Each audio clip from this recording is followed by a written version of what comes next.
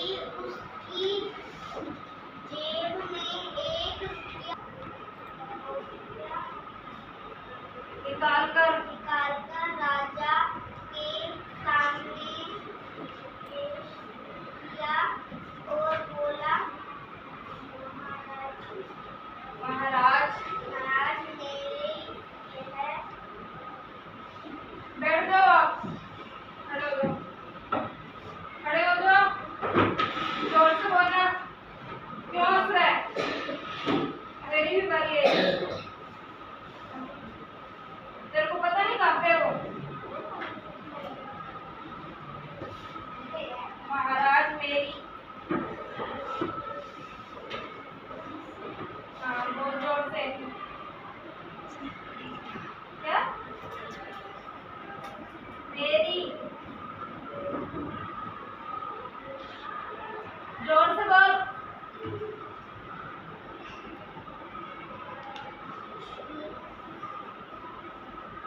बैठ जा तुम, खड़ा हो, जोर से बोलना।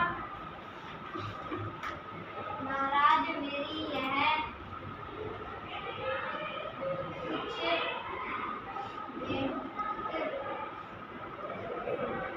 सबको सुन रहे हैं क्या? स्वीकार कीजिए। राजा अमर इस यहाँ पे आ जा, यहाँ पे बीच में खड़ा होकर बोल जोर से। को देखकर बड़ा प्रसन्न हुआ। राजा ने कहा, इस दिए को तुम मेरी तरफ से अपने पास रखो और इसका सही उपयोग करो। तो मुझे बड़ी खुशी होगी। अमर ने सोचा आवाज नहीं बंद की मैं। महंगाई ने एक रुपया के बदले मुझे क्या मिलेगा, लेकिन मुझे इससे समझदारी से जो खर्च सोच कंपनी में इसमें। बैठ जा, आप खड़े हो। चलिए अगले दिन सुबह वह महावत की पत्नी के साथ किसी काम से बाजार गया। तभी उसकी नजर एक दुकान पर पड़ी जिसमें फलों और सब्जियों के बीज दिखते थे।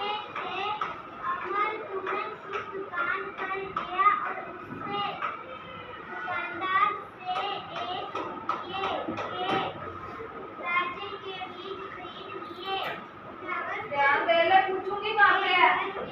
बाहर बड़ी खाली तू भी दे ले, पीछे मत देख, अगले तो अपना नहीं देखो।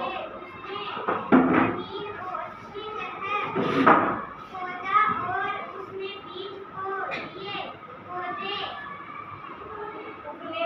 उगने के बाद वह अपनी ऊंचाई बुराई में लगा रहा। बैठ जाओ, आप खड़े हो जाओ।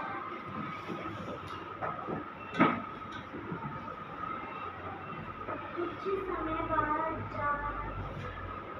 बाजरे खाने हो गई तो उसने कुछ चुनी हुई कागजों घास एक टोकरी में सजाकर रखी और राजा के पास ले गया। बाजरों को देखकर राजा बड़ा प्रसन्न हुआ। खड़ा हो जाओ, कुछ ले। खड़ा हो जा, खड़ा हो जा, ध्यान दे कहाँ पे है। सीधा खड़ा हो जा, कहाँ पे है।